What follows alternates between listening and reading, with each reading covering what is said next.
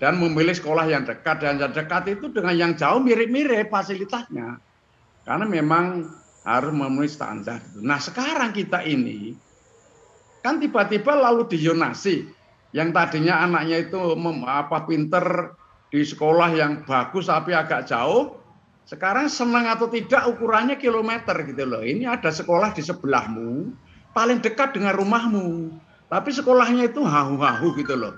Kalau kamu punya anak pinter kan masalah juga, Mas. Ini gimana anak saya sudah saya sekolahkan bagus, tapi sekarang melanjutkan di sekolah yang tidak bagus hanya karena alasan kebijakan zonasi. Kan jadi kacau balau. Sehingga lalu kebijakan zonasi itu berubah-ubah. Itu berapa yang dari paling dekat, nanti berapa yang prestasi, berapa yang kan jadi tiap tahun kan aturannya diubah-ubah. Ya karena memang tidak ada dasarnya. Jadi dasarnya apa? Tuntutan, kalau diprotes diubah, tuntutan, diprotes diubah, ngono lagi. Nah ini menjadi masalah, itulah sebabnya saya katakan kacau balau, ini orang ini nggak ngerti apa yang dimaksud dengan zonasi gitu.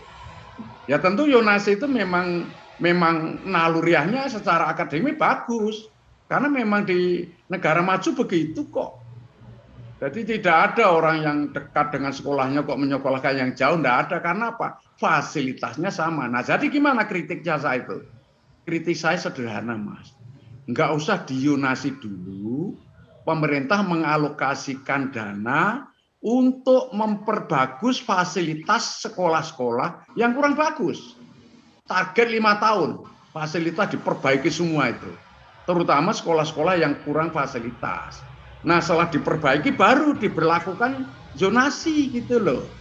Jadi tidak ada protes dari orang tua karena apa? Fasilitas sudah sama. Nah, kira-kira gitu loh masalah zonasi itu. Nah saya kembali ke sini bahwa rencana itu demikian sederhananya. Di mana kita sekarang ambil mutu? Sekarang tadi sudah saya katakan mutu umpamanya rata-rata ujian sekolah. Berapa rata-rata ujian sekolah sekarang hasilnya? 75. Oke. Lalu 2035 sebut saja kalau ini jangka panjang ini ya. Wah, kita ingin 85 umpamanya gitu.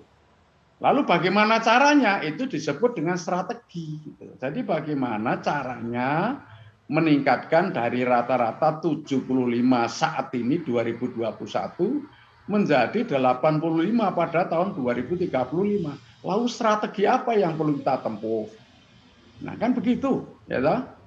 Nah, strateginya banyak itu, mulai dari kurikulumnya mau seperti apa, kemudian fasilitas sekolah mau seperti apa, lalu gurunya harus seperti apa, pendanaannya seperti apa, manajemen sekolah mau seperti apa, kepemimpinan sekolah mau seperti apa, proses pembelajaran mau seperti apa, dengan apa mengajar. Nah ini semua konsekuensi saja dari apa yang kita inginkan. Nah kira-kira gitu ini besarannya. Nah kalau mau dirinci kan seperti ini gitu, ya. Di mana kita sekarang? Nah, kemana kita mau pergi? Kan begitu. Langkah berikutnya itu. Artinya idealnya yang akan kita capai. Lalu bagaimana caranya pergi dari sini ke sana? Nah, itu namanya strategi tadi. Apakah kita sudah sampai di sana? Ya kita tunggu ujian sekolahnya lalu hasilnya seperti apa. Lalu hasil nyata dibanding dengan hasil yang diidealkan, itulah kinerja sekolah. Ini gampang banget loh Mas. Perencanaan itu ilmunya kan enggak tinggi sebenarnya. Nah, cuma ruwetnya kan udah merumuskan visi, pusing. Nah, ya ngerti.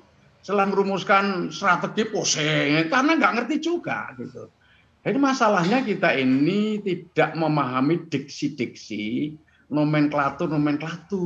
Dan itu kesalahan fatal Mas kita. Coba sekarang di kelas ini aja saya tanya. Saya tanya aja sekarang secara random saya tanya. Mas Muhammad Abduh. Apa? Ya apa kebijakan itu? Lah mesti kacau Mas, percaya aku. Karena memang tidak pernah diajarkan diksi-diksi kayak gitu. Coba apa Mas? Kebijakan ya Bro. Ya iya. Aduh, nek salah niki pripun ya Bro? Loh, ora apa-apa. Karena memang pembelajaran selama ini gendeng-gendeng itu loh, enggak begitu. Kebijakan itu semacam dokumen. Semacam kok ora padha. Oh ya berarti dokumen peraturan, Bro. Nah, lalu bedanya dengan regulasi apa? Harang ngerti to, Mas? Wis rasa diterus sih, Mas. Aku nek ngerti kabeh, aku ngerti nek kabeh ora ngerti gitu loh. Karena memang kita tidak pernah diajarkan very clear definition of what we say. Jadi bahasa kita pengajarannya keliru loh, Mas. Jadi yang benar gimana? Pokoknya bahasa apapun itu diajarkan satu definisi atau arti kata itu apa. Kebijakan adalah bla bla bla bla bla bla. Itu pertama. Yang kedua, bagaimana kita mengukur kebijakan, indikator kebijakan itu apa saja. Gampang toh? Terus yang ketiga, ya bagaimana cara memperbaiki kebijakan loh. Dari indikator tadi mana indikator yang lemah. Yang lemah itulah yang perlu diperbaiki. Lah kan tidak pernah begitu, Mas. Pembelajaran bahasa kita itu hahu gitu loh. Jadi secara umum kalau ceramah aku sak gelku dhewe aku ngerti nek kowe ora ngerti kok. Ngono kuwi. Jadi memang begitulah. Kebijakan itu adalah apa yang dikatakan oleh pemerintah dan yang dilakukan juga oleh pemerintah. Jadi kebijakan adalah apa yang dikatakan dan dilakukan oleh pemerintah dalam bidang pendidikan. Yang dikatakan itu apa? Yang dikatakan bisa juga melalui peraturan menteri, melalui kebijakan. Maksudnya tidak peraturan tetapi lalu kata-kata yang disampaikan oleh menteri. Bisa juga melalui memo, bisa juga melalui hasil rapat, bisa juga itu atas preferensi menteri. Nah, pokoknya kebijakan adalah apa yang dikatakan oleh Kementerian Pendidikan itu kebijakan. Ya. Nah, tetapi tidak cukup yang dikatakan, apa yang dilaksanakan atau dilakukan oleh kementerian. Itu contoh, Mas. Nah, sekarang ambil contoh sampel saja. Kampus Merdeka. Apa boleh ngerti mendefinisikan kampus Merdeka? Wis ngrungokke ping 100 so. Aku takon, kampus Merdeka ki apa? Ya ora ngerti dah. Nah, aku ngerti nek ora ngerti kok. Coba siapa yang bisa mengatakan kepada saya apa kampus Merdeka itu? Kampus yang memberikan kebebasan kepada mahasiswa untuk mengambil bidang yang digemarinya di luar fakultas atau prodi yang sekarang dia jalani gitu, Roh. Mencoba menjawab. Ya enggak apa-apa, wong kalau salah juga masih bener dong. Makanya kamu masih sekolah kan gitu. Jadi kalau nanti bener semua sudah hari ini selesai kuliah saya beri A semua. Ngono. Siapa meneh? Siapa lagi selain Mbak Sri? Kebijakan atau program ininya itu, Prof. Kebijakan atau program Kementerian Pendidikan dan Kebudayaan. Oh, saya masing jelas, Mas. Aku takon kampus Merdeka ki opo gitu loh. Iya, kebijakan. Ini mau kebijakan, oke kebijakan, Mas. Very kuculuk juga ini.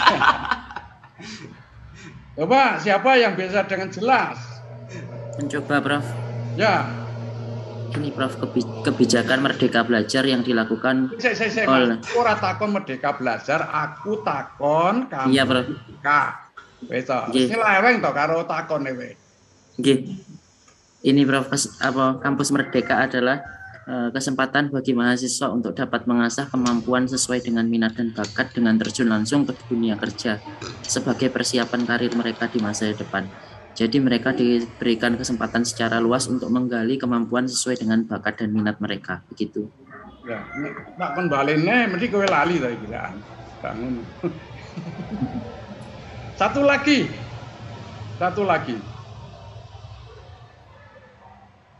Satu lagi, dicoba nggak apa-apa salah. Aku harus coba, Prof.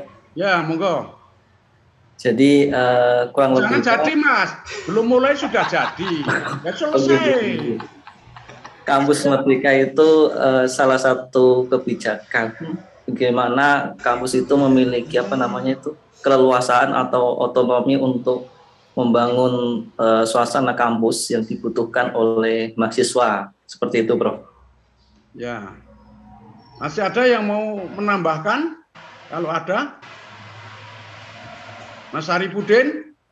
Prof. Ya, mau nggak, Mbak? Jadi kalau Merdeka Belajar itu pada praktisnya itu Mbak, aku ora takon Merdeka Belajar. Aku takon kampus Merdeka. Lah karo pitakone wis nyeleweng kok piye to ya? Merdeka itu akan mengaitkan kegiatan praktis di lapangan, kemudian ada eksplorasi pengetahuan dan kemampuan terkait yang teknis di lapangan, kemudian memperluas jaringan dengan jaringan yang ada di luar kampus seperti itu, kemudian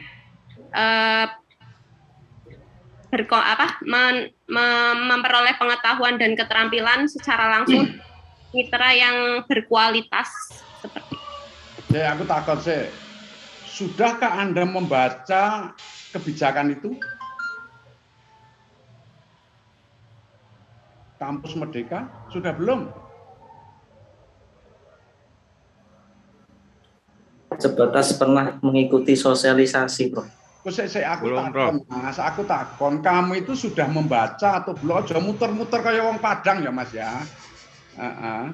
Coba saya tanya, kamu sudah membaca atau belum dulu lah? Aku dijawab kok gampang ngomong Jawa. Belum, Bro. Belum, Prof. Nek kuno gampang ta malah leku ngladeni kamu itu gampang gitu loh. Nek ditakon udah muter-muter ora iso wae dadak muter-muter lho. Jadi begini ya. Ini saya jadi ketularan kamu jadi. Angel ini, Prof, angel. Saya sampaikan dulu. Sebenarnya bukan barang lama. Kampus Merdeka itu digali dari negara-negara yang mengagung-agungkan liberty. Liberty itu apa, Mbak? Kebebasan, Prof. Ya, oke. Ini sebenarnya basisnya itu di Amerika Serikat. Karena yang lain-lain itu kan meniru. Kalau basis liberty itu di Amerika Serikat. Kalau basis masalah humanity itu di Perancis. Kalau nanti basis mengenai wah sudahlah, pokoknya aku enggak mau ngomong banyak ya, tapi intinya seperti itu. Nah, esensi dari kampus Merdeka itu adalah liberty. Kebebasan mahasiswa yang mendasarkan pada kemampuan, minat, dan bakatnya untuk menekuni bidang-bidang itu. Nah, karena lalu di kampus itu belum tersedia, maka mahasiswa boleh dong keluar dari prodinya, berarti masih dalam satu fakultas, atau mungkin nanti di luar fakultas. Kan padu sik kowe, Mas. Padu sik rampung. Mas Arif, Mas Andi, mikrofonnya di. Bar padu kok baru aku. Wes ya, oke. Nah, mahasiswa diberi kebebasan untuk mengembangkan diri sesuai dengan kemampuan, bakat, dan minatnya. Apakah di luar prodinya berarti masih dalam satu fakultas. Boleh juga di luar fakultas berarti fakultas lain dalam satu kampus. Boleh juga di luar kampus berarti antar kampus. Nah, itu tentu saja dalam memberikan kebebasan bukanlah tanpa ada aturan. Ya, kebebasan yang dibiarkan itu akan liar dan akan mengganggu integrasi. Integrasi apa? Ya di bidang keilmuannya dong. Kalau dia kedokteran ya harus integrasi kedokteran. Jangan sampai nanti kedokteran ambil seni lalu ambil tata boga itu jadinya apa gitu loh. Jadi harus ada nomokrasi, yang disebut nomokrasi itu adalah aturan main. Supaya dia tetap kokoh pada profesinya, nggak boleh ngawur gitu loh.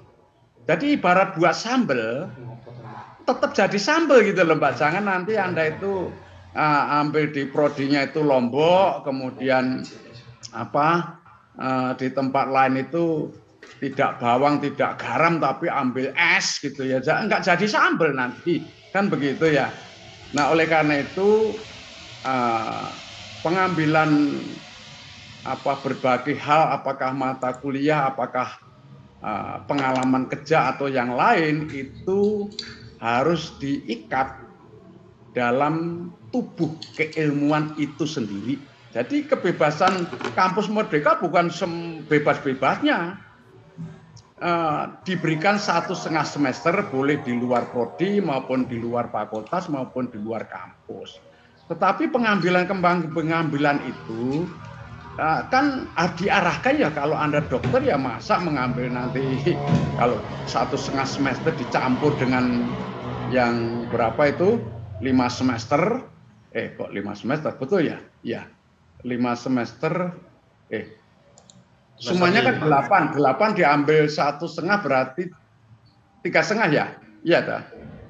Jangan sampai lalu yang 1,5 semester itu ketika dicampur dengan yang 3,5 semester nggak bermakna gitu loh.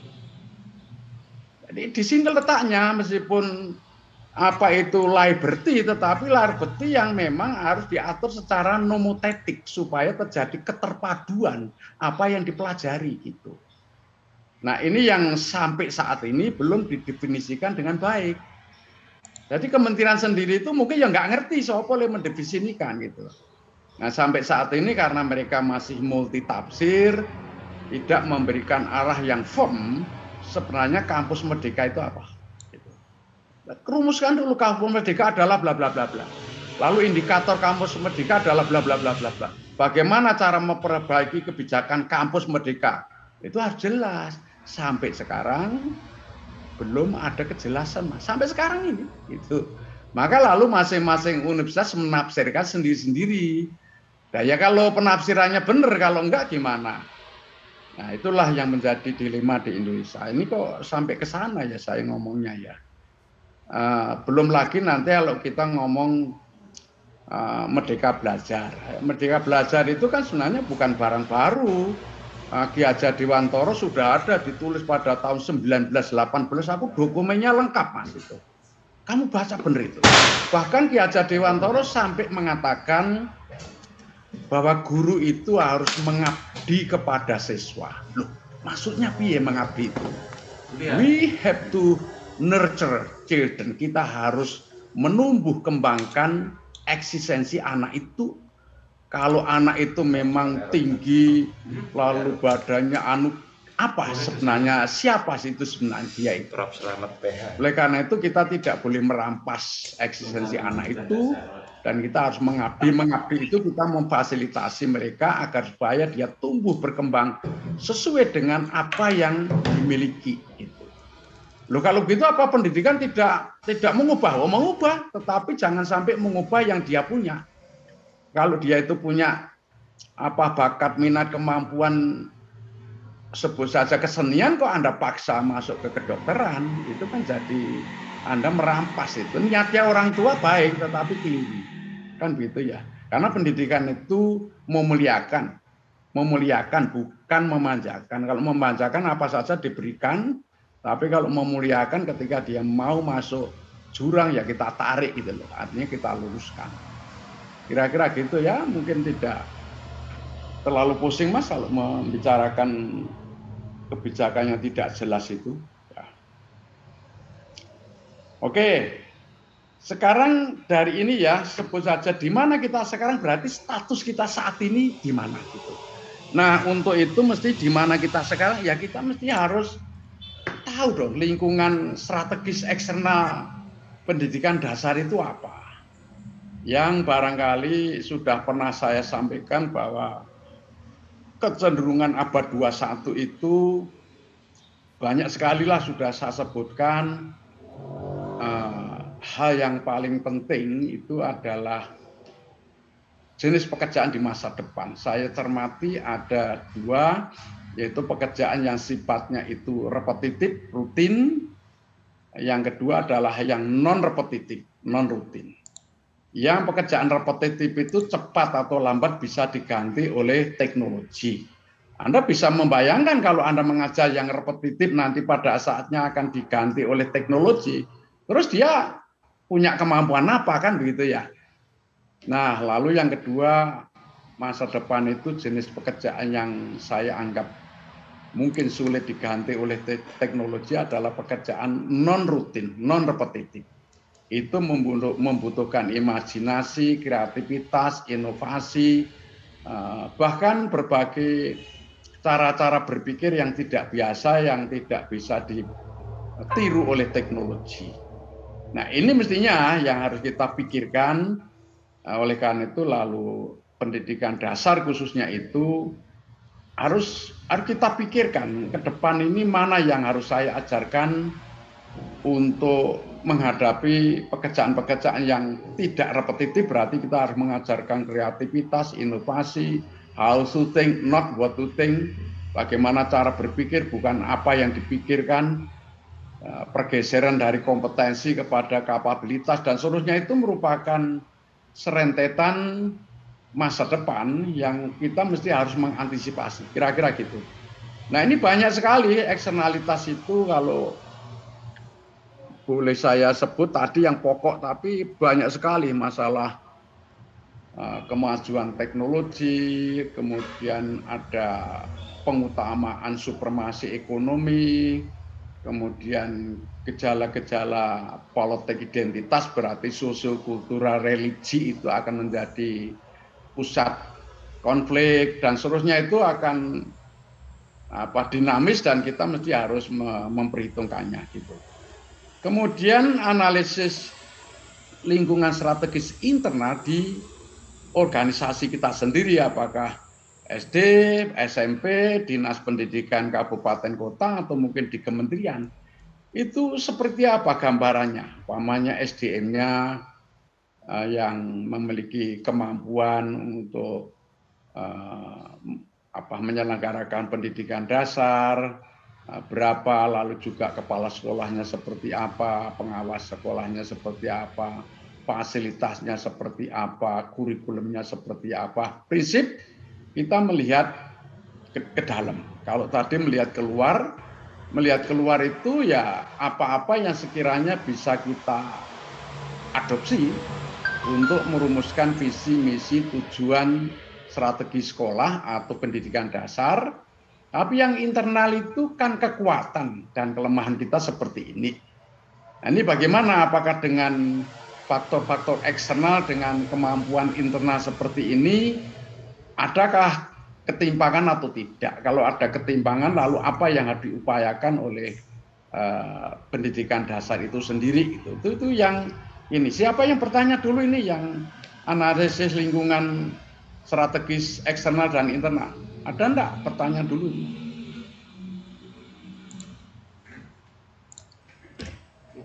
Saya, Bro.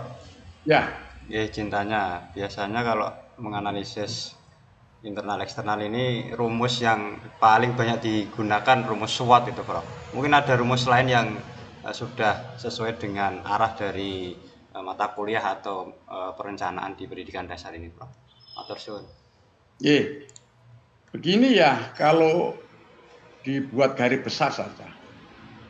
Analisis lingkungan strategis eksternal itu demand. Demand tahu enggak? Permintaan. Ya enggak? Tuntutan.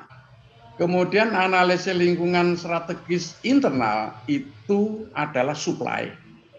Apakah antara demand dan supply ada kesenjangan atau tidak? Kalau ada kesenjangan berarti kita harus melakukan upaya-upaya sedemikian rupa sehingga lingkungan internal strategis sekolah itu bisa kita upayakan ya, hingga sampai pada tingkat memadai, kan begitu. Nah, oleh karena itu apa yang saya maksud di sini, tuntutan eksternal dan kondisi internal itu kan harus kita padukan ya. Adakah ketimpangan? Apakah kondisi internal itu terlalu jauh dengan selisihnya dengan tuntutan eksternal? Itu kan perlu kita lakukan analisis supply demand gitu. Nah, tentu saja kalau eksternal itu ada A, B, C, D, E, F, G, kemudian internal kemampuan kita cuma A, B, C, ya berarti kan kita harus melakukan upaya-upaya konkret agar upaya lingkungan internal kita itu mempunyai kemampuan-kemampuan yang memadai untuk menghadapi tuntutan eksternal itu. Nah, ini semestinya dipelajari di manajemen strategis. pendidikan. Kamu dapat belum itu? Belum ada mata kuliah itu, Prof. Belum, Prof. Belum ada, Prof. Belum, Prof. Belum pernah dapat. Nah, ya piye meneh arep ngopo. Padahal perencanaan dan evaluasi itu bagian dari manajemen yang pernah saya sampaikan sebelumnya kan. Karena fungsi-fungsi manajemen itu perencanaan, pengorganisasian, pengkoordinasian, pelaksanaan, dan pengevaluasian.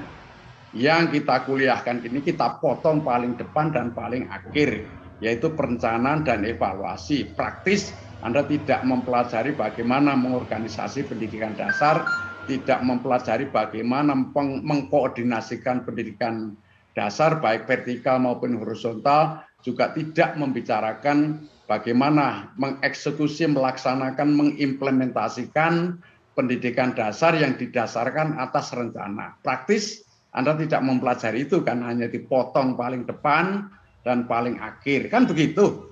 Padahal implementasi jangan dianggap enteng. Kritikan kawan saya Dr. Dick Leysen dari California sewaktu beliaunya dengan saya di kementerian dan dia menjadi senior advisor to the Minister of Education and Culture, yang mengkritik mati-matian kita. You know, Prof. Slamet, the devil of any education policy in Indonesia is at the level of implementation. Jadi gini, dia bilang bahwa setannya pendidikan di Indonesia itu terletak pada implementasi. Jadi bisa saja kebijakannya bagus, tetapi ketika implementasi SDM-nya tidak memadai, fasilitas untuk mendukung SDM tidak memadai, pendanaan tidak memadai, dan seterusnya, sederetan tidak memadai itu, ya praktis rencana itu hanya ditaruh di lemari saja itu untuk pajangan saja, dan itu hampir merata se-Indonesia ini, Mas. Karena apa? Karena ketika kamu merencana dulu mikir enggak itu punya apa gitu loh. Lo nggak punya apa-apa kok merencana terlalu tinggi, itu kan utopia itu. Itu model-model berpikir kontemplatif itu. Ya ngerti ini baik, ini bagus, tetapi ketika mau melaksanakan nggak punya apa-apa. Ini loh Mas, itu kan orang yang nekat, sangat utopia gitu loh. Ngerti ya Mas ya itu ya.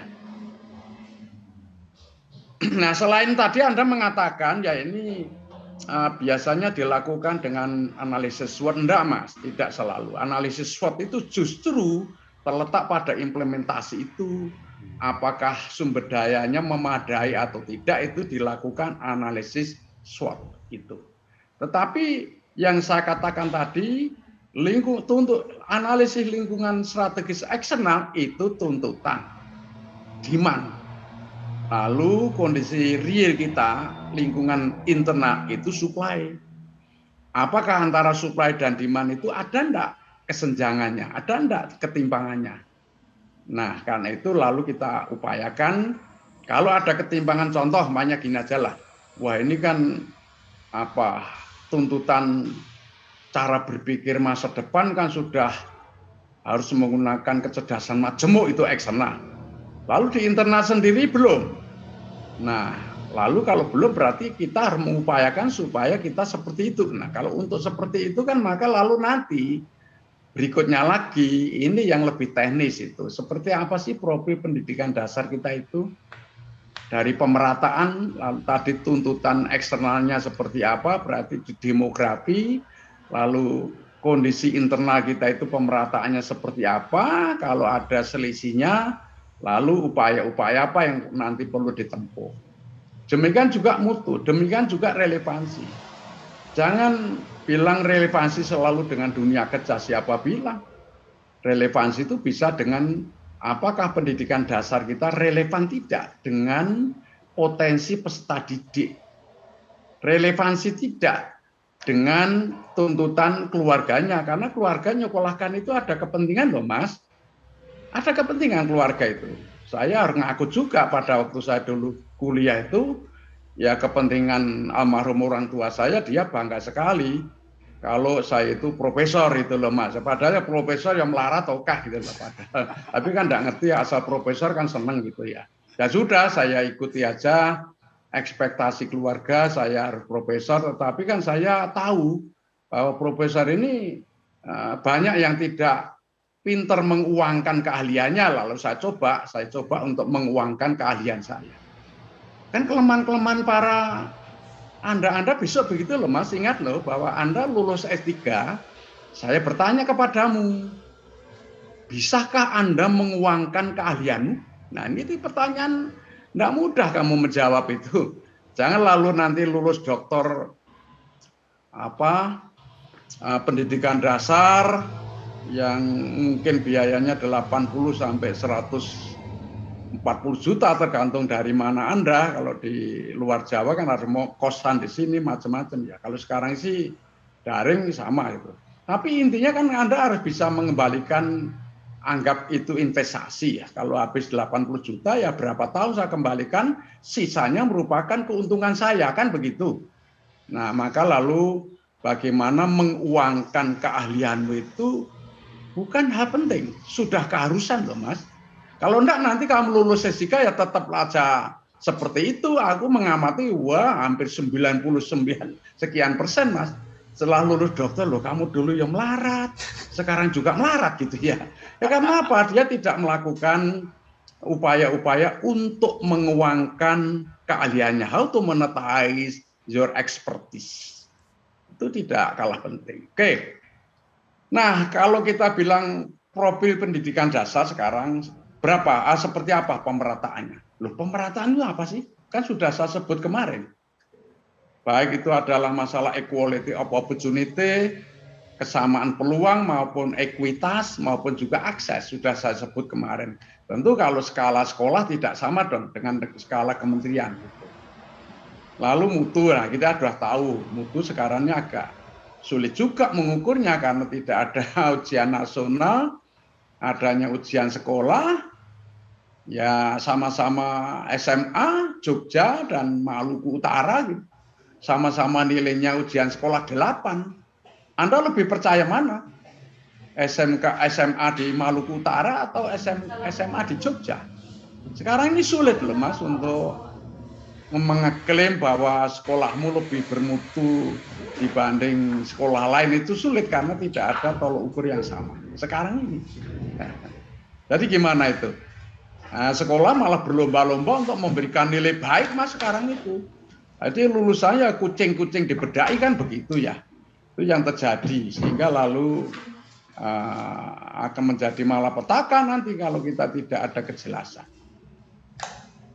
Oke dan sebagainya. Nah, kalau nanti dari profil pendidikan dasar itu ada hal-hal yang menjadi isu atau masalah kan harus diselesaikan, ya kan gitu ya. Isu itu adalah permasalahan yang solusinya dari waktu ke waktu, ya, sifatnya kontemporer, itu tidak pernah selesai. Tidak pernah selesai. Itu namanya isu-isu yang disebut kontemporer. Bukan isu temporer, kalau isu temporer selesai. Tapi isu kontemporer itu isu yang dibawa dari masa lalu sampai sekarang masih berlangsung. Nah, contohnya apa di bidang pendidikan? Oh, sagudang. Contoh banyak relevansi pendidikan dasar dengan SMP-nya, ya SD dengan SMP, ya nanti SMP dengan SMA itu relevan tidak? Jangan-jangan di SMP sudah diajarkan, di SMA diulang lagi. Nah berarti kan tidak relevan. Nah kemudian relevansi pendidikan dasar dengan sebut saja potensi peserta didik itu sendiri, bakat, minat, kemampuannya, dengan keinginan orang tuanya, dengan kebutuhan lokal dan juga nasional, apalagi sekarang sudah ada tuntutan regional dan internasional, gitu loh. Ya. Nah isu-isu apa? Dan isu-isu harus kita selesaikan. Kalau tidak nanti isu akan tetap saja menjadi isu. Kita selesaikan. Ya bagaimana menyelesaikannya? Marilah kita buat babak baru, yaitu visi baru, misi baru, tujuan baru, strategi baru, kebijakan baru, dan program-program baru yang bisa melakukan transformasi dari kondisi seperti saat ini menjadi kondisi yang kita idealkan, yang kita harapkan, yang kita ekspektasikan. Nah kira-kira gitu. Nah kalau sudah dirumuskan idealnya mau seperti apa situasi pendidikan dasar yang akan datang, Lalu bagaimana cara melaksanakannya? Dirumuskanlah strategi pelaksanaan. Strategi pelaksanaannya apa itu Pak? Ya cara-cara melaksanakan bagaimana. Karena ini jangka 5 tahunan ya lebih baik strategi loncat kodok dari sekarang ke 5 tahun yang akan datang seperti apa, lalu strategi dipenggal-penggal menjadi taktik, taktik dipenggal-penggal menjadi operasional, kan begitu. Nah, tapi juga dalam pelaksanaannya bukan cukup hanya strategi, kita itu menggunakan sumber daya. Nah, itu sumber daya itu harus kita alokasikan sedemikian rupa sehingga lalu tepat penggunaannya, baik sumber daya manusia maupun sumber daya selebihnya sumber daya manusia, yaitu peralatan, perlengkapan, perbekalan, bahan, uang, informasi, dan sederetan sumber daya selebihnya manusia yang lain. Anda jangan mengikuti buku asing itu, sumber daya organisasi sekolah yang baik harus ada sumber daya manusia, uang, method, material, ya. Koma itu kan dalam bahasa apapun statusnya sama. Ya, kalau statusnya sama bisa diganti dong. Men, mane, ya. Men bisa diganti mane. Kan nggak beres itu zalim itu. Orang-orang yang tahu agama menempatkan sesuatu tidak pada tempatnya itu zalim. Ya, sekarang ini kan seringkali banyak uang ditukar dengan manusia gitulah, artinya lalu siapa yang mau jadi anggota DPR tapi lalu nanti mungkin harus store sekian atau apa dan sebagainya, saya nggak tahu, itu adalah permainan merasa benar tapi dalam kesesatan gitu loh ya. Nah, setelah itu baru dilaksanakan kan, setelah alokasi dilaksanakan, maka setelah dilaksanakan ya perlu dievaluasi kan.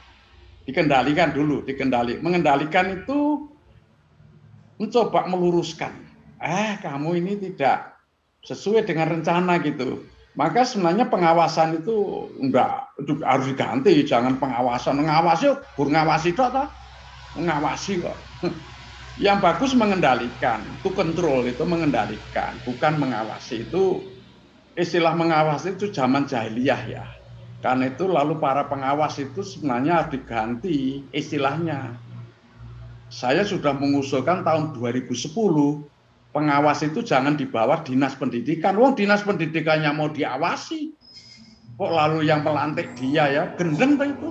Orang mau mengawasi kok yang latih yang mau diawasi. Kodo karo bupati melatih inspektorat di kabupaten. Inspektorat itu mau menginspeksi bupati, lah yang melantik bupati, piye ya.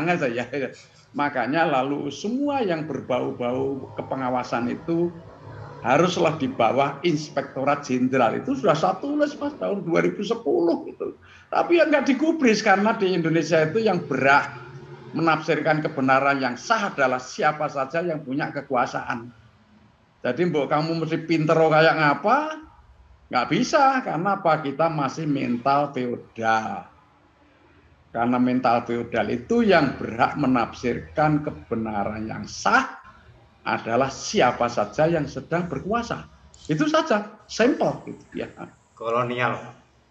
Ya, tidak kolonial perse lah. Tapi baunya seperti itu gitu. Mas Bana kolonial ya enggak lah, kita sudah merdeka kok. Ya lah. Tetapi kan realitasnya seperti kolonial loh Pak ya, realitasnya. Tapi kan enggak bisa secara formal kita negara kolonial kan enggak. Oke. Nah, setelah dilaksanakan, dikendalikan, kemudian dievaluasi, setelah dievaluasi kan lalu gimana ini? Perlu ada saran atau rekomendasi sekiranya ada yang tidak tercapai. Kan gitu. Kalau semuanya tercapai, sarannya ya perlu meningkatkan lagi apa yang mau dicapai kan begitu. Ini secara garis besar seperti ini. Adakah pertanyaan atau diskusi dulu Mas sebelum saya teruskan? Mbak Vera? Iya, Prof.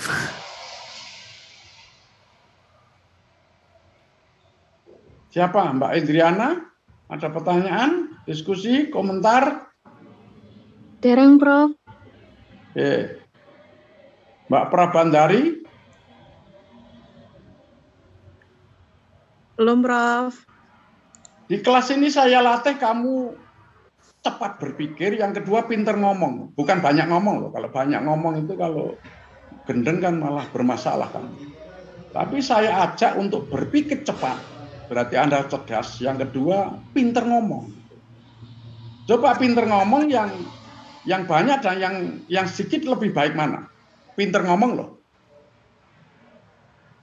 Yang banyak, Prof. Nah, tentu begitu ya jawabannya. Asal Anda pinter ngomong, makin banyak, wah makin jaya kamu. Karena apa? Ya, karena lalu resonansi sosialnya akan bagus, kan begitu. Gimana, Mas? Lu pinter ngomong apa ngomong pinter, Bro? Ini membingungkan. Ora, pinter ngomong, nih. Pinter ngomong bukan ngomong pinter ya, bukan itu. Pinter ngomong gitu. Jadi omongannya yang harus pinter gitu. Nek ngomong pinter lah diomong ke apa? Oke.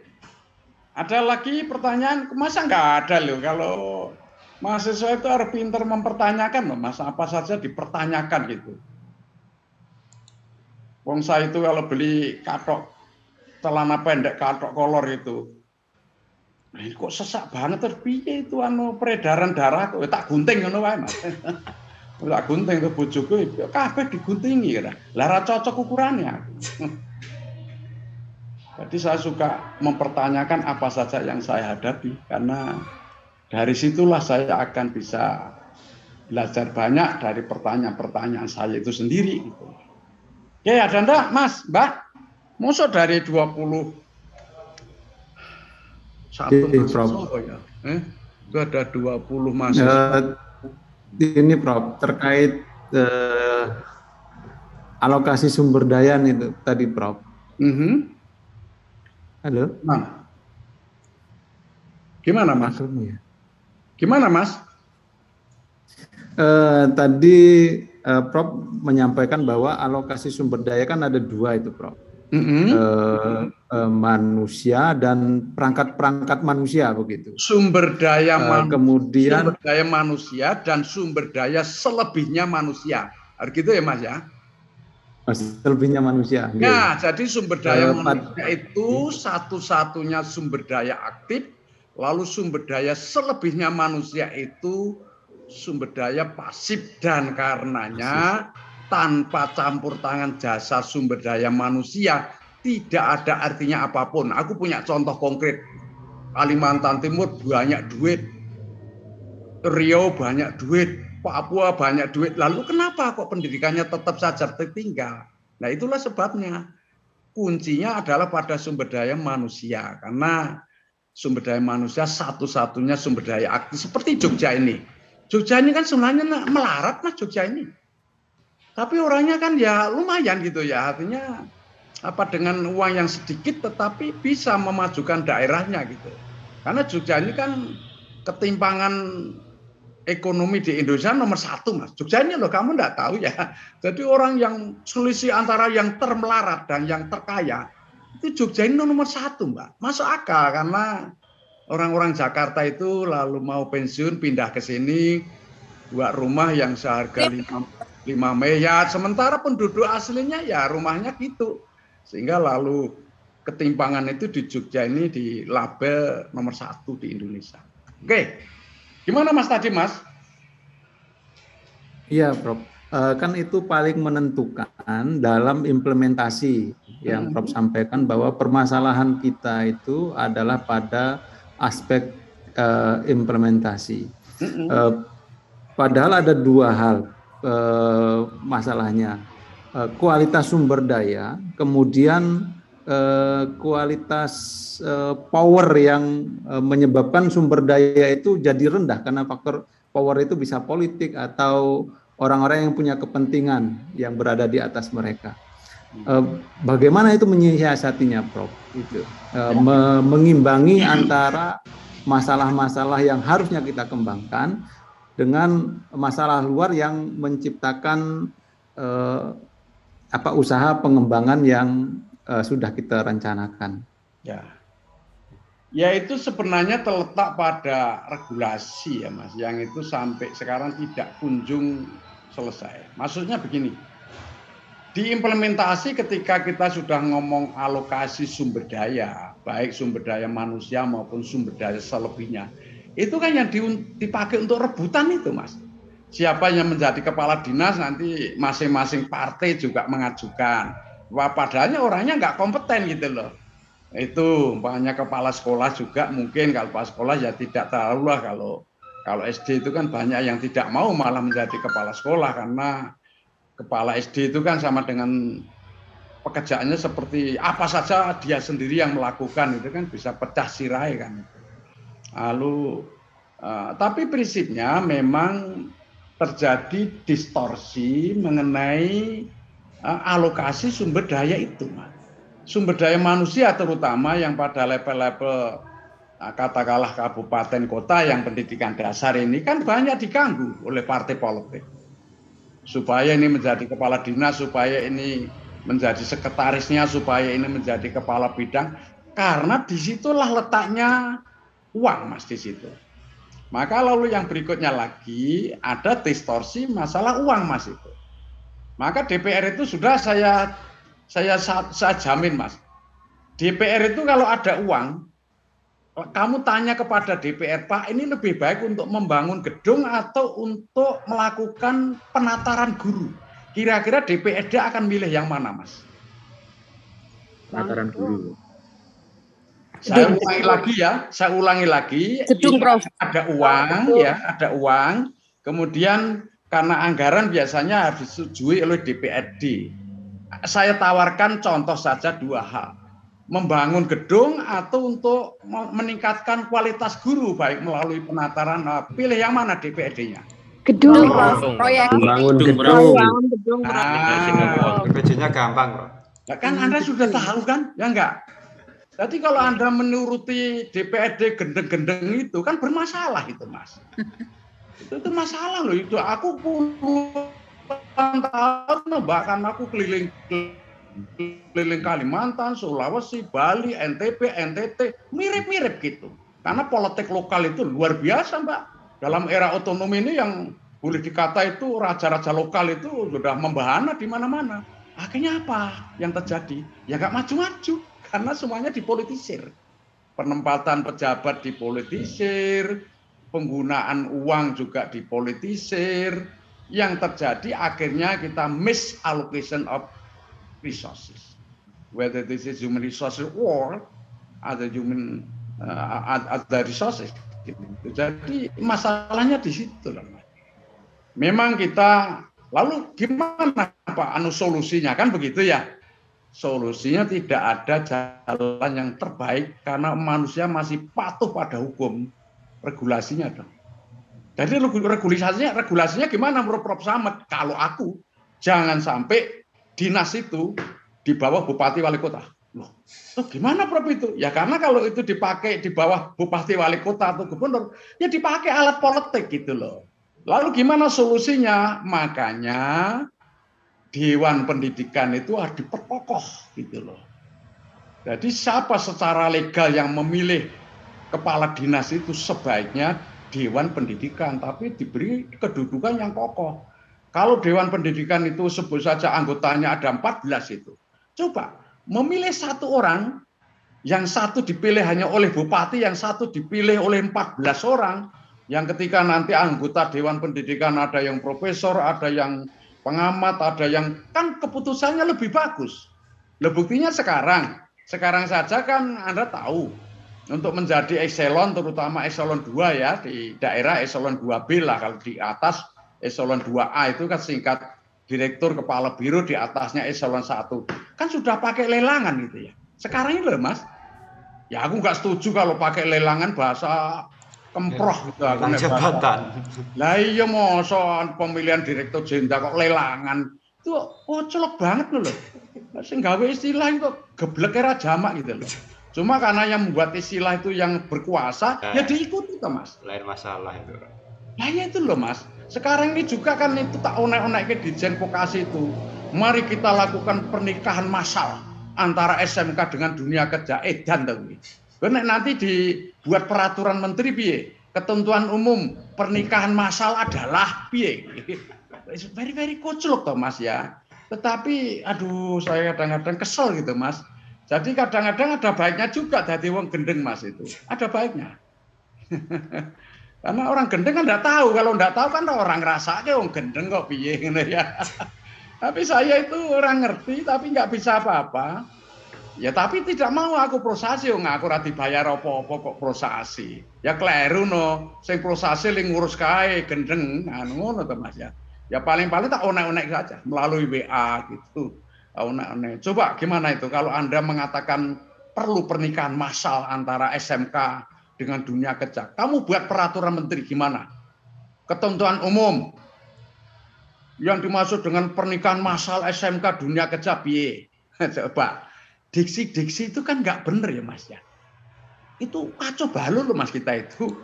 Ya tapi saya memang karena 20 tahun ya Mas aku di kementerian itu membantu 10 menteri, sebentar almarhum Pak Buatasan, sebentar Pak Wardiman, Pak Wiranto cuma 3 bulan beliaunya tuh dipecat orde reformasi. Setelah itu Pak Yono Sudarsono kawan saya, lalu Pak Yahya Muhyiddin, Pak Malik Fajar almarhum, Pak Bambang Tudjo, lalu Pak Nuh, lalu De Anis, sebentar Pak Muhadjir. Nah, itu aku punya catatan yang rapi loh Mas, dalam artian setiap menteri ini mempunyai hedonisme yang tidak sama. Dan itu pula yang membuat kita lenggak-lenggok gitu. Harusnya jalannya lurus ya. Tapi menteri si B menggok kiwa, menteri si A nanti menggok kanan gitu. Nah itu berarti nanti kita terjadi what I call it in English inefficiency. Ngono. Ya. Dan pekerjaan kementerian itu gampang, yang sulit itu kan untuk menjadi menterinya. Kan begitu. Karena apa? Proses politik. Lah saya tidak pernah berpolitik karena menipu itu bagi saya larangan besar. Apa? Kalau tanya itu orang kampanye itu, oh yang datang cuma orang 20 saja, saya tanya gimana Pak kampanye? Wah, berhasil Pak. Dia seolah-olah yang datang wong 200 padahal wong 20. Ya, biasa politisi kan ngapusi itu kan memang. Makanya politisi itu merasa benar dalam kesesatan. Itu enggak Mbak, ngerti enggak? Oke, aku apa? Aku mulai dari bergaul dengan anggota DPR itu, waduh saya salut kalau DPR yang dulu pinter-pinter Pak. Orde Baru itu bagaimana tidak pinter ya? Dia mantan Rektor Erlangga, kemudian mantan Gubernur Akpol, mantan Rektor IKIP Jambi, Pak Marsjo itu kan mantan Rektor Erlangga, pinter sekali.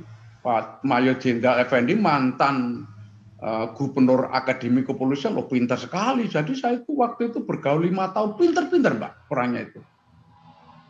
Dan kalau sekarang enggak perlu bergaul saya, daripada ketularan goblok lebih baik enggak usah. Ngono.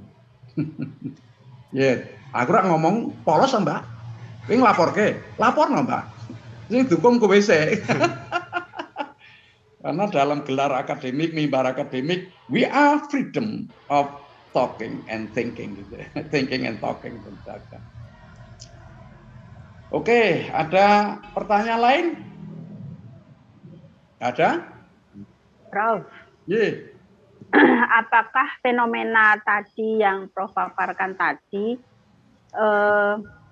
mungkin tidak kalau itu dihapuskan gitu, karena memang nyatanya seperti itu gitu. Di kami juga seperti itu ya, di Provinsi Bangka Belitung itu baru saja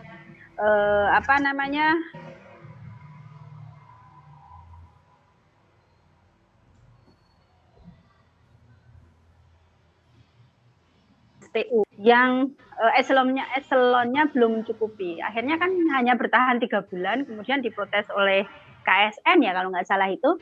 Akhirnya sekarang turun lagi, seperti itu ya. Dan itu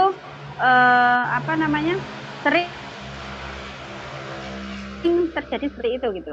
Terus untuk Dewan Pendidikan tadi, saya kok melihat justru Dewan Pendidikan tuh kayak hanya lembaga yang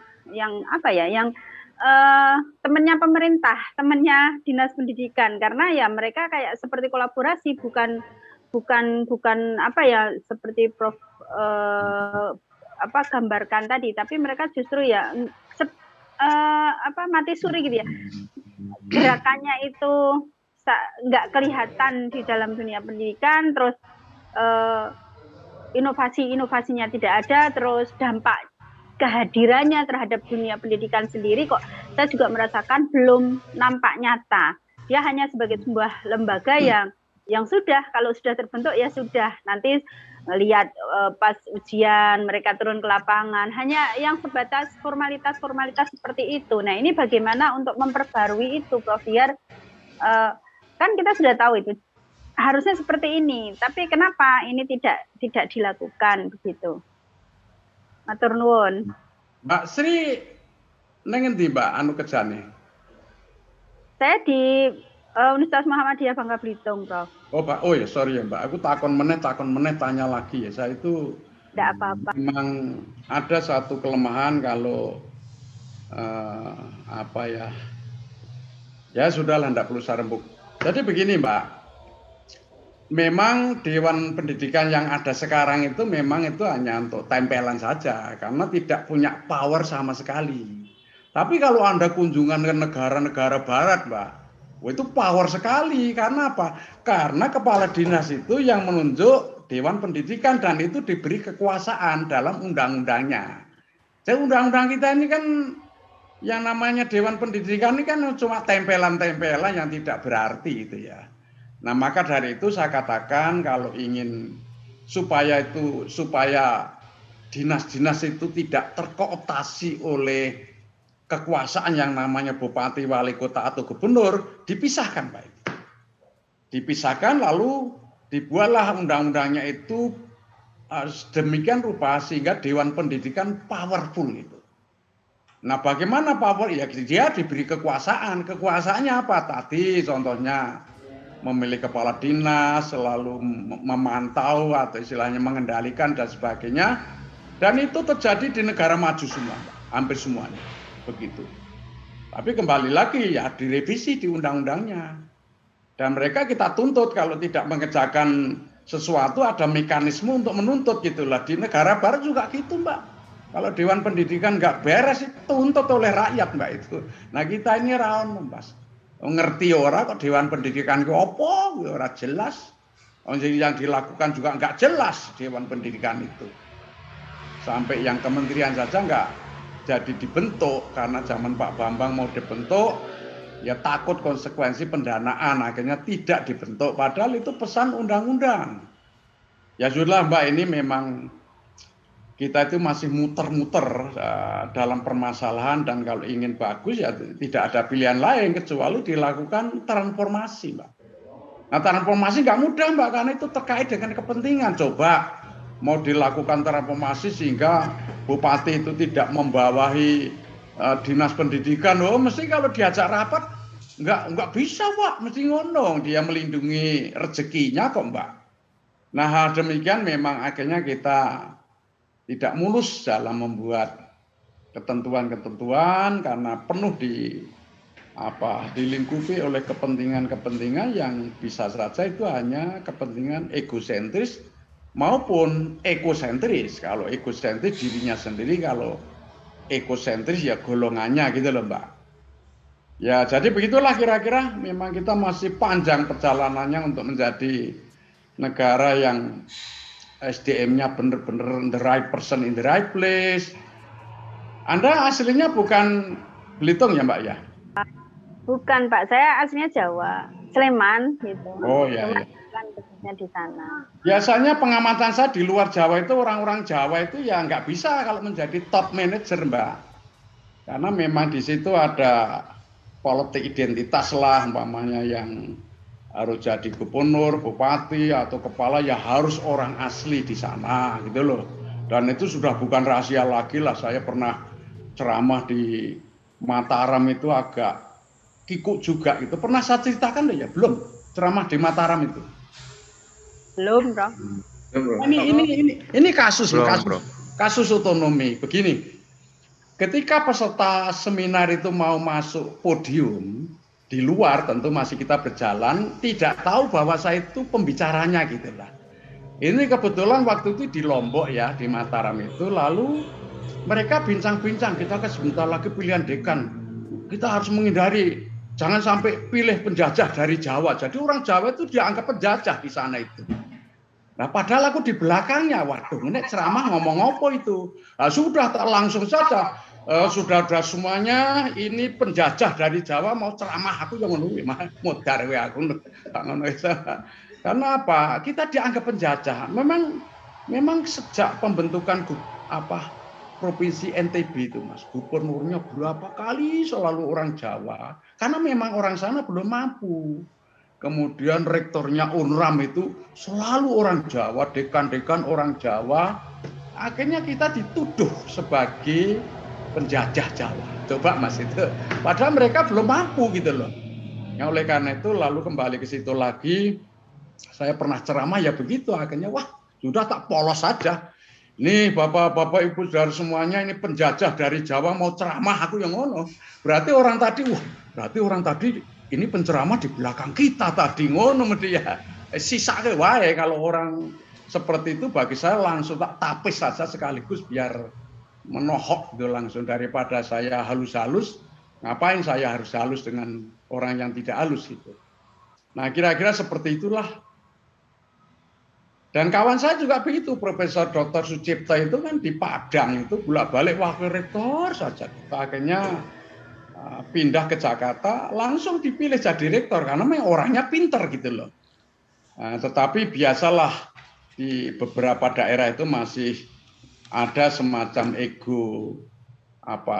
egosentris dari wilayahnya begitu. Nggak mudah. Yang demokratis sih Jogja loh, Mbak. Jogja ini demokratis mungkin terlatih sejak awal Pak ya, karena dulu kan kota pelajar Jogja itu. Di sini nggak ada Pak membedakan rektor dari mana, pejabat dari nggak ada urusan Pak itu, nggak ada urusan.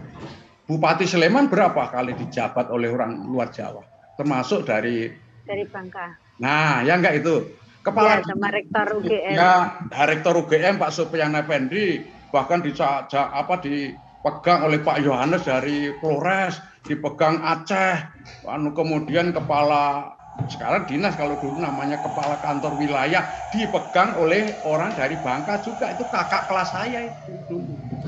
Nah di Jogja ini udah nggak ada itu mikir-mikir dari Jawa kayak dari Sleman kayak nggak ada urusan itu, urusannya mampu nggak itu loh. Tapi ini kan baru Jogja Mbak. Tapi kenapa kok milih gubernur kok sak jege urip? Ora ngerti ya. Itu kan maunya rakyat itu ya. Ya buktinya sampai sekarang ya biaya pemilu juga enggak ada. Ya enggak. Kemudian benturan-benturan konflik juga enggak ada. Kan gitu. Jadi ya Jogja ini ya ada plus minusnya. Tetapi kan ongkos-ongkos pilihan gubernur dan sebagainya kan tidak terlalu menonjol seperti kalau di tempat di luar Jogja tentu saja. Oke. Saya teruskan aja, nanti nggak selesai. Renstra pendidikan dasar, ya ini kalau saya deskripsikan, saya narasikan, sebenarnya saya hanya menarasikan gambar tadi. Ya. Jadi tidak perlu saya bacakan, karena memang hanya menarasikan gambar tadi. Nah, saya buatkan formatnya ketika Anda mau menyusun Renstra, ini loh isinya. Kalau Anda mau nanti dipercaya oleh bosmu untuk menyusun Renstra, saya bantu untuk membuat formatnya. Ya. Bab 1 itu pendahuluan, nanti latar belakang disusunnya Renstra, landasan yuridis, filosofis, sosiologis, tujuan penyusunan Renstra apa, lalu nilai-nilai dasar yang menjadi acuan apa. Tentu beda dong. Nilai-nilai dasar untuk Renstra pariwisata, pendidikan dasar, kemudian juga pertanian itu tidak sama. Kondisi nyata saat ini, analisis lingkungan strategik eksternal, lalu juga internal. Ya, setelah itu isu-isu dan permasalahan strategik tadi. Lalu kita teruskan. Itu kondisi pendidikan dasar yang kita harapkan, ya katakanlah 5 tahun ke depan, ya visinya apa, misinya apa, tujuan strategiknya apa, lalu sasaran strategik yaitu 5 tahun dipenggal-penggal menjadi tahunan, itu namanya sasaran strategik. Ya. Lalu bab 4 strategi kebijakan dan program. Ya. Saya beritahu dulu program bagian dari kebijakan. Kebijakan bagian dari strategi yang pernah kita diskusikan. Maka lalu pertama strategi pencapaian tujuan strategi. Dan kebijakan untuk mencapai tujuan strategi. Lalu program-program strategi untuk mencapai sasaran strategi. Sasarannya adalah penggalan-penggalan dari tujuan. Tujuan itu adalah penggalan-penggalan dari strategi. Gitu. Oke. Lalu rencana biaya, jumlah alokasi sumber daya. Jumlahnya berapa, dialokasikan untuk apa untuk mutu, apa pemerataan, atau apa. Lalu sumber dananya dari mana, dari pusat berapa persen, kemudian dari kabupaten atau kota berapa persen, lalu kalau kurang dari masyarakat, boleh tidak menarik? Sebenarnya PP 8 tahun 2008 dibolehkan. Tetapi sekarang rakyat ini sudah terkontaminasi bahwa pendidikan dasar tidak boleh menyumbang sama sekali. Ya, celaka ini, makanya pendidikan dasar khususnya yang negeri, itu kacau balau itu. Karena dia selalu kekurangan dana. Mau menarik tidak boleh. Nah, karena lalu pamor di masyarakat bahwa pendidikan dasar itu gratis. Kan masalah loh itu. Oke. Lalu bab berikutnya bab 5, implementasi. Ini komunikasi atau sosialisasi yang merata, yang akurat, dan konsisten. Lalu, nah itu tadi saya contohkan Merdeka Belajar ya tidak jelas. Lalu kampus Merdeka juga masing-masing menafsirkan sendiri-sendiri. Organisasi, unit kerja mana yang mengerjakan apa dan siapa yang mengerjakan apa pada unit kerja tersebut, berarti indirect person, indirect English. Dan koordinasi tata pemerintahan atau tata kelola, lalu patuh dan serah. Lalu yang bab 6, rencana pemantauan dan evaluasi kinerja strategi. Rencana pemantauan, kemudian juga rencana evaluasi. Ini sepintas nanti kalau Anda menyusun rensra seperti ini ya. Nah, lalu kriteria rensra pendidikan dasar yang baik bagaimana? Saya buatkan. Nomor 1 makanya deskripsi kondisi Dikdas saat ini apakah layak atau tidak. Kemudian deskripsi kondisi Dikdas yang diidamkan, yang diinginkan layak atau tidak. Isu-isu permasalahan tantangan yang dihadapi layak atau tidak. Visi, misi, tujuan, sasaran yang akan dicapai layak atau tidak.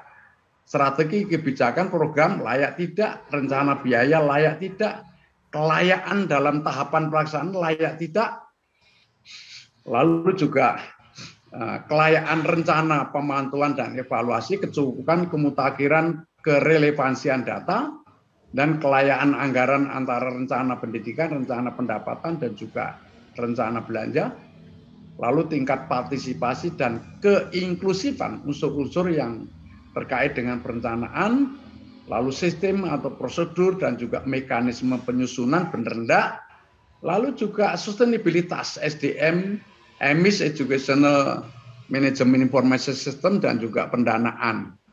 Ini saya sampaikan apa? Karena begini ya, di daerah-daerah itu kepala dinas baru 1 tahun diganti lagi. Gitu. Nah, karena proses politik, kemudian penggantinya juga bukan orang yang kompeten di bidangnya. Nah, banyaklah camat lalu menjadi kepala dinas pendidikan atau guru menjadi camat, itu kan dalam euforia kemarin kan bukan rahasia lagi, di mana-mana terjadi. Nah, ini makanya saya buatkan kriteria. Oke. Lah ini saya beri contoh ya, umpamanya sekarang itu nilai AKM, nilai itu, nilai AKM. AKM tahu enggak? Mbak Eko, Mbak Indriana Eko. AKM tahu enggak, Mbak? Belum, Prof. Lah, ini piye kamu kok tidak update, mosok kalah karo wong tuwa. Asesmen kompetensi minimum, Prof. Nah, kawanmu sudah menjawab. Apa Mbak diulangi lagi biar Mbak Eko ngerti? Nggih, Prof. Asesmen kompetensi minimum, Prof. Nah, nama itu benar atau tidak?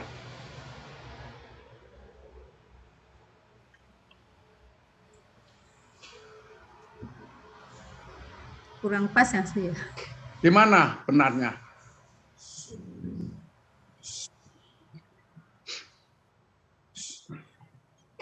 Seharusnya tidak minimal ya, Prof ya. Bener Mbak sekali, bener sekali. Karena apa? Ya kompetensi itu sudah minimal. Iya, Sudah minimum. aneh itu loh, kompetensi kok minimal. Orang aneh gendeng wongnya Mbak. Jadi jangan dianggap aneh. Wongnya gendeng. Angka gitu ya Prof. Kompetensi kok minimal iki ya kere tenan cara utek mikir ya aku mau. Nyang omahku tak taboki nek nyang omahku. Nek neng Jogja ora iso, bukan hak saya. Kalau rumah saya kan ini hak saya ya Mas ya. Ngerti ora Mas Sebda itu? Ya karo guyon-guyon Mas ora tenanan gitu. Kita ini karo kuliah jam sekian kamu tidur semua kamu. Lalu tidur semua ya sama dengan saya mengajar orang mati kan itu. Lalu kan ya bagaimana gitu ya. Oke. Ini juga saya sampai pusing Pak membuat ini karena memang kalau aku melis menurut saya tidak akan pernah ada gitu loh. Jadi saya melis yang ada saja gitu. Maunya Menteri AKM itu survei karakter, coba kemudian lomba kesenian, olimpiade nilai PISA. Kenapa kita terseret asing gitu Mbak? Dan nilai TIMSS, kemudian nilai PIRLS dan sebagainya yang saya tidak tahu. Tapi kita saat ini telah terseret kepada asingisasi. Tidak hanya asing, asong, aseng. Wes, piye Mbak? Semua bidang lah ya. Ya itu loh Mbak, kita ini memang negara orang-orangnya nggak percaya diri. Kenapa kita selalu mengambil asing, kenapa kita mengambil konsultan-konsultan asing. Negara ini terlalu percaya orang asing. Coba Mas, itu kan akhirnya kita jadi pembeo. Kalau nanti sangat tergantung asing kan kita pasti akan menjadi apa ya, manut di bahasa Jawa ya, bahasa Indonesianya apa toh? Penurut, menjadi master penurut loh ya. Coba aku tanya, apa PISA itu lebih penting daripada kalau kita mendidik adab anak kita? Coba aku tanya dulu. PISA itu kan matematika, lalu fisika, lalu juga apalagi yang satu itu ya? Sains, teknologi. Nah, gitu loh. Itu kan ilmu-ilmu teknis. Aku tanya kepadamu, apa yang namanya adab itu kalah penting dengan ilmu-ilmu itu? Aku tanya dulu. Lebih utama adab dong. Nah, sebenarnya Anda tidak usah menteri saja kan sudah lebih tahu kan.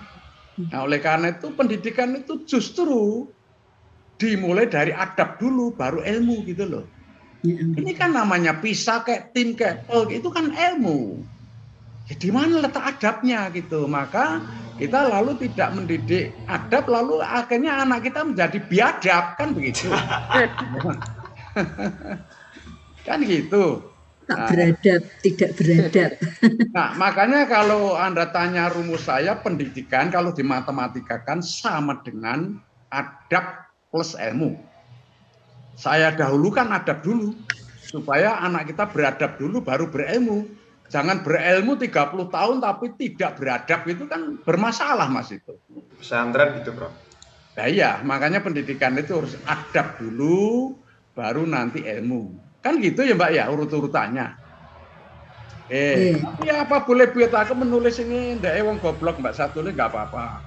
Karena adanya ini gitu loh. Saya mau nulis apa? Kalau nulis menurut saya kan nggak ada yang mengikuti Mbak. Tapi kalau sini AKM itu kan menteri lah Mbak ya. Padahal ngahu-ngahu ini.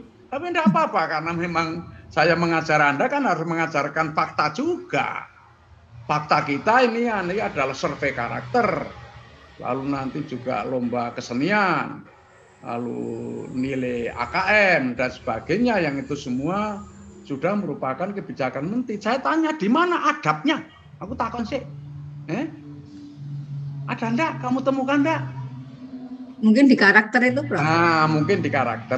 Tetapi kan survei saja itu. Padahal pendidikan yang bagus itu adalah harus ada intervensi, Mbak. Iya Pak, nanti dari survei itu kan nanti akan ada intervensi. Loh, nek survei itu kan itu tidak semuanya berarti sampling. Kalau sampling itu kan karakternya yang mana gitu loh. Karena tiap anak ini kalau mau ada intervensi pendidikan karakter per anak harus diketahui siapa anak kita itu. Rak ngono, Mbak. Di Jogja ini ada kepala sekolah tapi sudah almarhum ya. Dia itu punya siswa SMP, kalau karena taman siswa disebut taman dewasa. Siswanya tuh 557, Mbak, siswanya. Itu kepala sekolahnya hafal namanya, Mbak. Dan juga asal-usulnya. Hafal bener itu.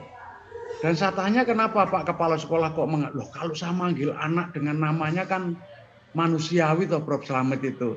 Banyak Dek Ani, sini Dek Ani gitu. Daripada sampai sini kamu. Siapa Pak? Kamu. Itu kan lebih manusiawi Prof Slamet. Bener juga, Mbak. Sehingga anak-anak di situ sangat adab sekali. Nah, sehingga lulusan dari situ ya bagus, lulus dari situ nanti masuk ke tempat lain nggak tahu kan begitu, Mbak. Karena kita itu konsistensi itu merupakan masalah. Ngono. Oke, itu ya. Nah, ada yang bertanya dulu ini, saya masih punya waktu loh. Ada yang sampai di sini dulu.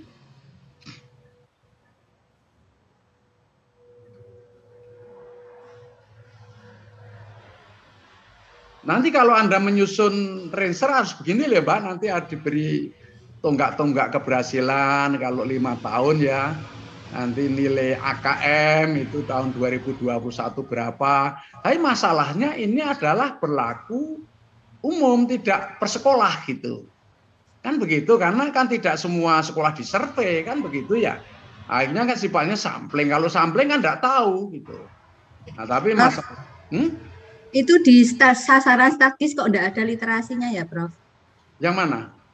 Di sasaran strategisnya dari A sampai G kok enggak? Ini tidak lengkap, Mbak. Kan sama saya tambah dan sebagainya, Mbak. Makanya kan saya ya tidak sebodoh kamu bayangkan lah. Tetapi sudah saya beri DSB itu kan Anda bisa menambahi kan gitu ya, Mbak ya. Ngono, Mbak. Ini profesor dikalahke, Mbak.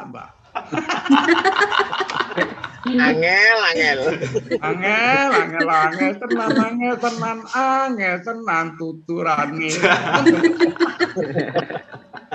Wah, ini profesor iso nyanyi. Aku anu lho, Mbak, keindahan nomor 1 lho, Mak, di rumah. Meskipun aku ngomongnya ketoke growol-growol, itu cuma juk-juk saja. Kompensasi ya, Bro. Iya, tapi saya itu penikmat seni, Mbak. Lihat saja.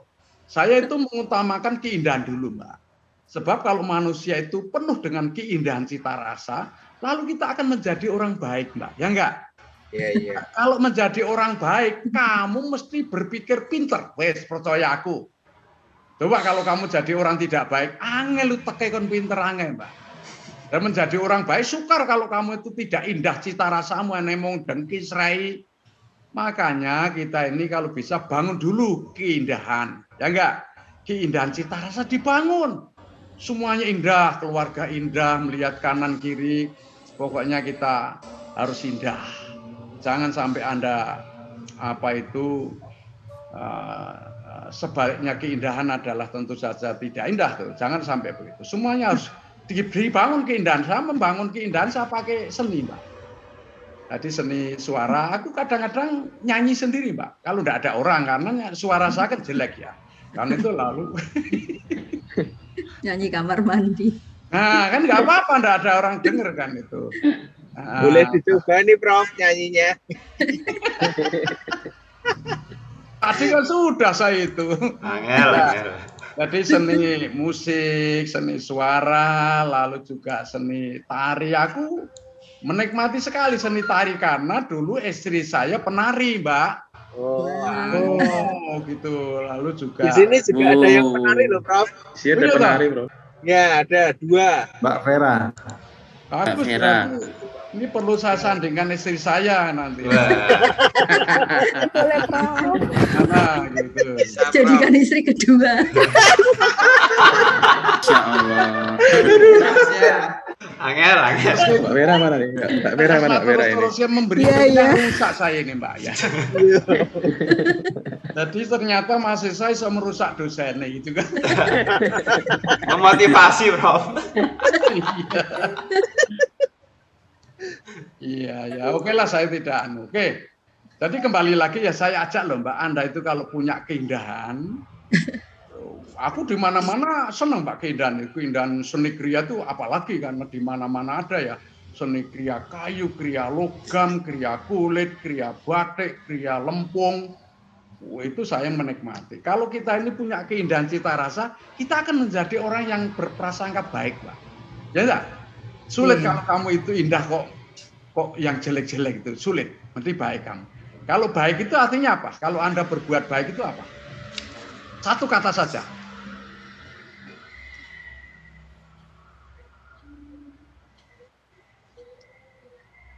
Beradab. Beradab, akhlak. Ya boleh, itu tidak salah. Tapi kalau saya punya kata yang mudah dimengerti adalah memberi. Asal kamu itu menjadi manusia pemberi. Memberi apa? Ya tergantung apa yang kita miliki.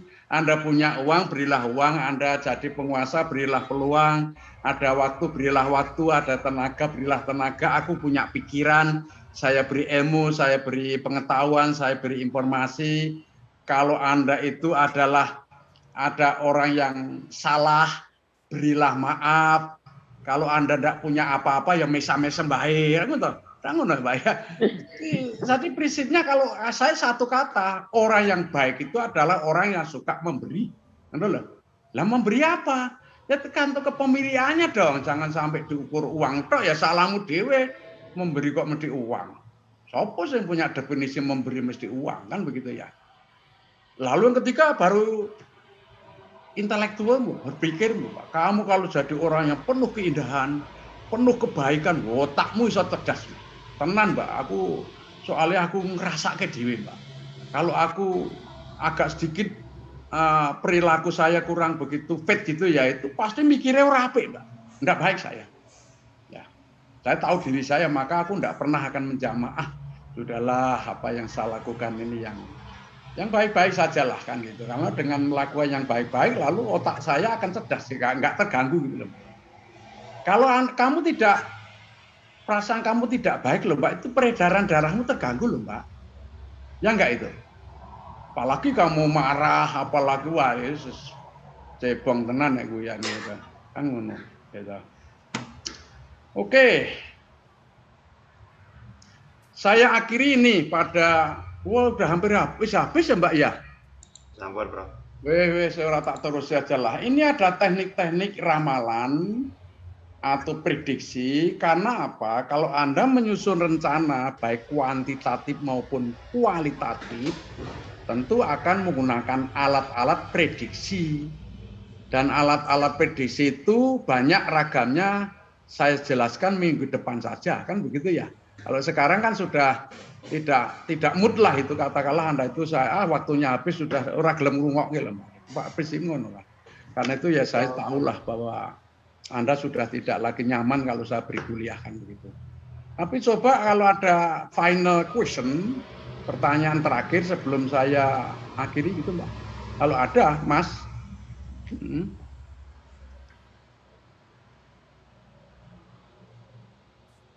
Aku ora tahu krungu ya Mas Rois itu ora tahu takon-takon. Bro. Ya, baik. Prof. Baik, saya mau tanya, Prof. Ya, mergo tak takoni ya. Ya, dijawab toh, Prof. Baik, Prof. Pertanyaan saya seperti ini, Prof. Kita semua yang sudah mengikuti kuliah Prof Slamet ini mungkin terkesima ya dengan pemikiran-pemikiran Prof Slamet yang luar biasa itu. Nah, pertanyaan saya, apakah pemikiran-pemikiran Prof Slamet itu pernah disampaikan misalkan tentang kritik terhadap pemerintah dan seterusnya itu, Prof? Dan bagaimana reaksinya, Prof? Begitu, Prof. Ya, memang begini Mas, saya tahu bahwa mental orang Indonesia itu masih mental feodal ya. Saya kalau menyampaikan tentu ada yang sifatnya harus halus dulu ya Mas, karena di Indonesia itu cara menyampaikan itu lebih penting daripada isinya Mas. Jadi menarik Indonesia itu sampai setan-setan saja minta keluar negeri gitu ya, karena memang kalau di Indonesia itu yang diutamakan cara menyampaikan bukan isinya ya Mas. Ya karena itu saya menggunakan cara-cara yang piawai, umpamanya besok Kamis saya itu menemui rektor Mas, karena saya banyak hal yang harus saya sampaikan kepada rektor gitu ya. Sama, di kementerian juga begitu, kementerian saya beri masukan halus dulu, kalau nggak mau halus agak sedikit saya sentuh rodo kasar sidik ini. Nek lalu kok nekat wae kuwi goblok tak ngonoke biasane. Kan padha-padha ora dinggo mendingan kamu gen kerasake nek aku dibilang Prof Slamet goblok ngono lho. Jadi kan membuntuti dia lalu menjadi cerdas lah ngono ya Mas ya. Karena saya sangat tergantung dari situasi yang saya hadapi gitu. Nah, prinsipnya Mas, kita ini kalau ada sesuatu yang salah kok kita diam, berarti kita membenarkan kesalahan. Gitu enggak Mas, Mas Rois? Prof, terus. Enggak boleh kalau ada sesuatu yang salah kita harus ngomong. Dan aku tidak ada toleransi untuk tidak menyalahkan.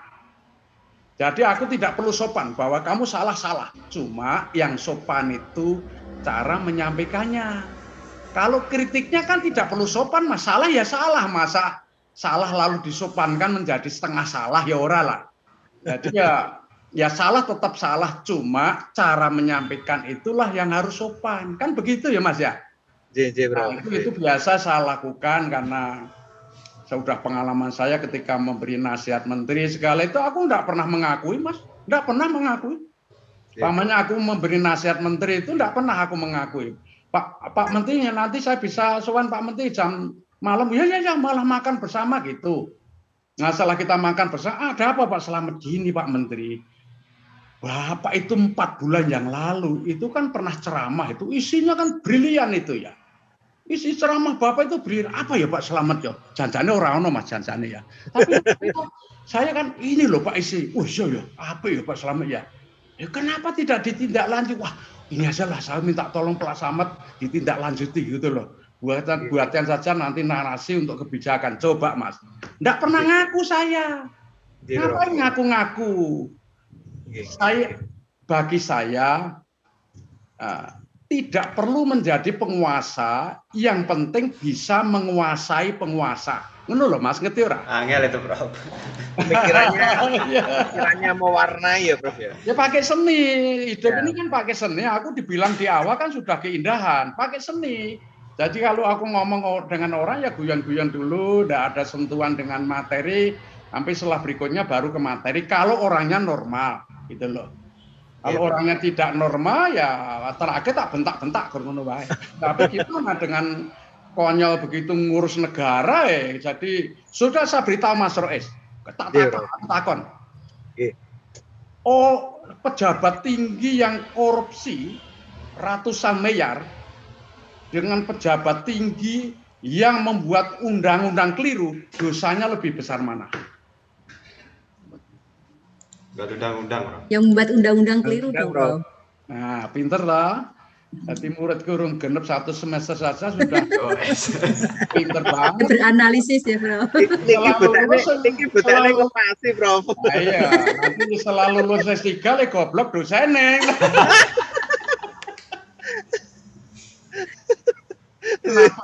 Kenapa kok itu lebih dosanya lebih besar? Karena undang-undang itu kan untuk seluruh Indonesia, ya enggak?